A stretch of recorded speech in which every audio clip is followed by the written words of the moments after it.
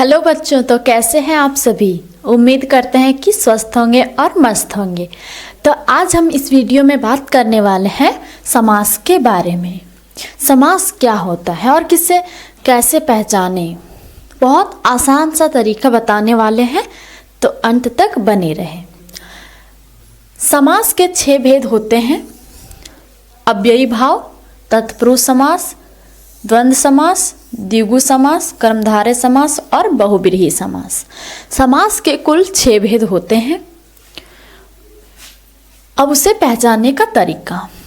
अव्ययी भाव पहचानने का पहला कि किसी शब्द के पहले उपसर्ग लगा होता है।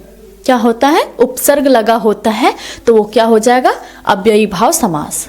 दूसरा, एक शब्द 2 बार, यानी कि अगर एक ही शब्द 2 बार जहाँ देखने को मिले तो वो क्या हो जाएगा? अव्ययी भाव समास। जैसे जल्दी जल्दी, धीरे धीरे, बार बार, तो ये सब क्या हो जाएगा? अव्ययी भाव समास। जहाँ पहला पद में उपसर्ग लगा हो, दूसरा एक ही शब्द 2 बार रिपीट हो रहा हो। दूसरा है तत्पुरुष समास। तत्पुरुष समास में इसे पहचानने का तरीका है कारक चिन्ह। जहाँ कारक चिन्ह होते हैं, यानी कि अगर समास को विग्रह करने के बाद कारक चिन्ह लगे हो, से, के लिए, का, के, की, में, पर, अगर जहाँ ये सब हो, वो क्या हो जाएगा? तत्पुरुष समास। क्या हो जाएगा? तत्पुरुष समास। जैसे राजपुत्र, क्या हो जाएगा? राजपुत्र। तो इसे विग्रह करेंगे तो क्या होगा? राजा का पुत्र, राजा का पुत्र। तो यहाँ क्या आ गया? का आ गया। तो ये का क्या है? कारक चिन्ह है, और जहाँ कारक चिन्ह होता है वो क्या होता है? तत्पुरुष समास। तीसरा है द्वंद्व समास। द्वंद्व समास यानी कि जहाँ ये वाला चिन्ह हो। पहचानने का तरीका हम बता रहे हैं, एग्जाम में काम आती है। ये वाली चिन्ह जहाँ रहेगी वो क्या हो जाएगा? द्वंद्व समास। जैसे दिन रात, बीच में क्या है? ये वाली चिन्ह। चांद सूरज, ये क्या है? बीच में ये वाली चिन्ह। यानी कि इस चिन्ह को हटाने के बाद और, अथवा, तथा, ये सब प्रयोग होता है। वैसे ही दाल चावल, यहाँ भी है चिन्ह, तो क्या हो जाएगा? द्वंद्व समास। वैसे ही द्विगु समास। द्विगु समास में पहला पद संख्यावाचक होता है। क्या होता है? संख्यावाचक। संख्यावाचक का मतलब जहां अंक का संकेत हो।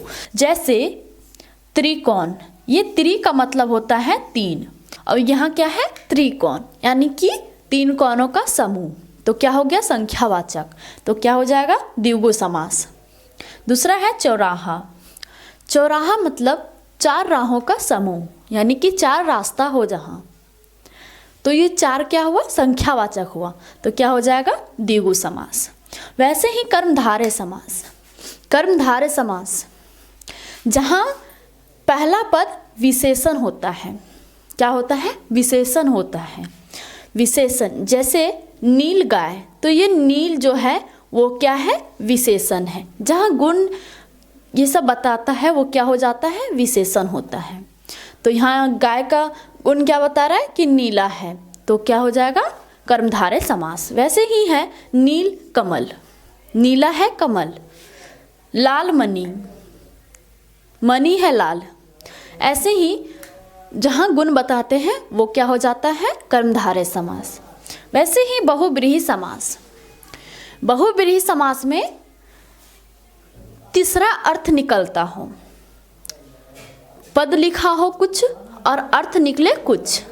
जैसे नीलकंठ, तो नीलकंठ हम किसे कहते हैं? शिव को। तो हमने यहाँ नीलकंठ कहा, लेकिन अर्थ क्या निकल गया? शिव, महादेव। वैसे ही चतुर्मुख, जिसका 4 मुख हैं, क्या हो जाएगा? विष्णु। चक्रधर, चक्र को धारण करने वाला, विष्णु।